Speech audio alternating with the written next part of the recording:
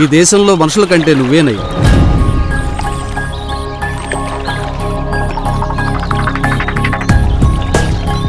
నీకు ఆధార్ కార్డు అక్కర్లేదు, ration card అక్కర్లేదు, పాస్పోర్టు అక్కర్లేదు, పాన్ కార్డు అక్కర్లేదు. కానీ పిండాలు పెట్టే ప్రతోడికి నువ్వే కావాలి. పంటలు పండించి అందరికీ అన్నం పెట్టే రైతుని నేను. నా అవసరం ఎవరికీ లేకుండా పోయింది. ఓర్ని వెళ్ళిపోయావా? నీకు బస్సు టికెట్ అక్కర్లేదు, రైలు టికెట్ అక్కర్లేదు, ఎక్కడికైనా వెళ్ళిపోతాను. నేను మాత్రం ఎక్కడికి వెళ్ళలేను. నేను ఒక్క చోటకే వెళ్ళను. రైతు బతకూడదు, చావాలి. రైతు పండించే ధాన్యానికి గిట్టుబాటు ధర లేదు. నకిలీ విత్తనాలు, నకిలీ మందులు, అకాల వర్షాలు, ఇక తుఫానులు షరా మామూలే. ప్రభుత్వము సహకరించదు, ప్రకృతి సహకరించదు. ఇదిగో ఇలా చావాలి.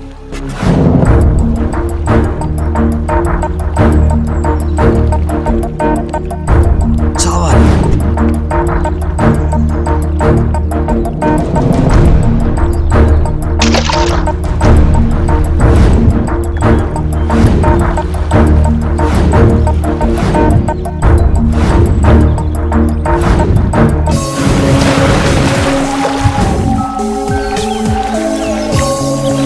హలో బ్రదర్, ఏంటి పురుగుల మందా? చచ్చిపోదామనే? నువ్వెందుకు చచ్చిపోవాలనుకుంటున్నావో నాకు తెలుసు. నీకెలా తెలుసు?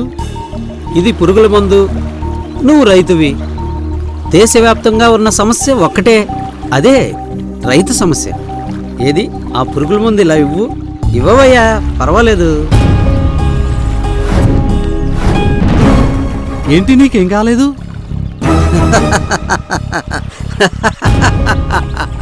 మనుషులు తాగితే చస్తారు.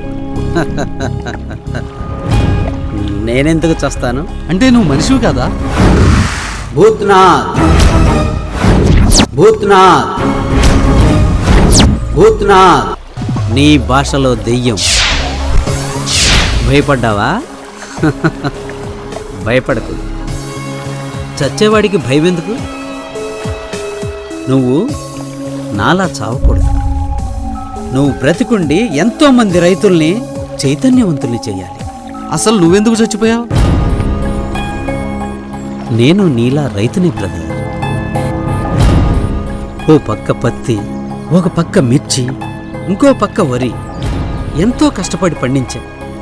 కుటుంబంతో ఎంతో ఆనందంగా ఉండాలనుకున్నా. నా కొడుకుని పై చదువులు చదివించాలనుకున్నా. నా పొలంలోనే పెద్ద భవంతి కట్టి నా భార్య కానుక ఇవ్వాలనుకున్నా. చివరికి అదే పొలంలో నా భార్యకి, నా కొడుక్కి గోరీ కట్టా. అసలు ఏమైంది బ్రదర్? మిర్చి పంట బాగా పండింది. గిట్టుబాటు ధర లేదు. నిల్వ చేయడానికి సరైన గిడ్డంగులు లేవు. పత్తికి పురుగు పట్టింది. మందు కొట్టించా. పురుగు చావలేదు. కారణం కల్తీ మందులు. అలాగే వరి పండించినోడి పరిస్థితి ఏంటో నీకు తెలుసు కదా. చివరికి అప్పులు పాలయ్యా.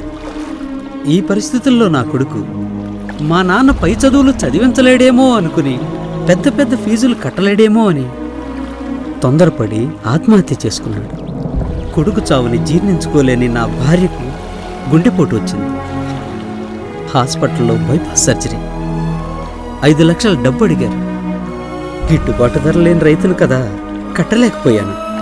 నా భార్యను కోల్పోయాను. బిడ్డను భార్యను పోగొట్టుకున్న నేను తట్టుకోలేకపోయాను. చివరికి ఈ గోదారమ్మ ఒడిలో తనువు చాలించాను. ఇలాంటి పరిస్థితి నీకు నాకు మాత్రమే కాదు బ్రదర్, చాలామంది రైతులది ఇదే దుస్థితి. ఈ పాలనా వ్యవస్థలో మార్పులు వస్తే తప్ప ఒక రైతుగా ఖరీదైన చదువులు చదివించలేం, ఖరీదైన వైద్యమూ చేయించలేం. అందరికీ ఒకే విద్య, అందరికీ ఒకే వైద్యం. No corporate hospitals, no corporate schools. అందుకే రైతుల్ని చైతన్యవంతుల్ని చేయాలి. ఆ ఒక్కడి వల్ల ఏమవుతుంది? అల్లూరి సీతారామరాజు ఒక్కడే. మన్యం ప్రజలంతా అతని వెనక నడవలేదా? మహాత్మా గాంధీ ఒక్కడే. ఈ దేశమే ఆయన వెనక నడిచింది. ప్రతి వస్తువు మీద ఎంఆర్పి ధర ఉంటుంది, కానీ రైతు పండించే పంటకు మాత్రం ఎంఆర్పి ధర ఉండదు. పంటలు పండించండి, అది మీరు మాత్రమే తినండి. No marketing, no sales. తిండి దొరక్క ప్రజలు తిరుగుబాటు చేస్తారు, రైతు వెనక నడుస్తారు. ప్రభుత్వాలు దిగి వస్తాయి. రైతు రాజ్యం వస్తుంది. రైతుల్ని చైతన్యవంతుల్ని చెయ్యి. వెళ్ళు. జై కిసాన్, వందే మాతరం, గుడ్ బై. ఆలోచించండి, మనమంతా అమ్మ చేతి గోరుముద్దలు తిని బతుకుతున్న వాళ్ళమే. అది పండించింది రైతే కదా. భగవంతుడికి మనం పెట్టే నైవేద్యం రైతు పండించిందే కదా. తిండి కలిగితేనే కండకలదోయ్, కండకలవాడే మనిషోయ్ అన్నారు ఓ మహానుభావుడు. ఆ తిండి రైతేగా పండించింది. అలాంటి రైతు అష్టకష్టాలు పాలై ఆత్మహత్యలు చేసుకుంటుంటే మనం ఏం చేస్తున్నాం? పాలకులదే పొరపాటని వదిలేస్తున్నాం. ఒలింపిక్లో మెడల్ సాధిస్తే ఊరంతా ఊరేగిస్తారు. కోట్ల రూపాయల నజరానా, కార్లు, బంగ్లాలు ఇస్తారు. అందులో 100వ వంతైనా రైతు మరణిస్తే ఇస్తారా? 1000 కోట్లు మోసం చేసిన బడాబాబుల్ని ఏం చేయలేని వాళ్ళు ఓ సన్నకారు రైతు రుణం కట్టకపోతే బజారుగీడుస్తారు. రైతు రాజ్యం రావాలి అనే పాలకులు ఉడతాభక్తి సాయం చేసి చేతులు దులుపుకుంటున్నారు. అందుకే మనమంతా రైతుకి అండగా నిలబడదాం. రైతుకి మనం ఏమి ఇవ్వక్కర్లేదు. మన భార్యాబిడ్డల కోసం ఆ భగవంతుని ప్రార్థించే ముందు ఒక్కసారి రైతు కోసం ప్రార్థిద్దాం. పాలకుల కళ్ళు తెరిపించాలని, సకాలంలో వర్షాలు పడి పంటలు పండాలని, రైతు బాగుండాలని మనం చేసే ఈ ఒక్క ప్రార్థన చాలు.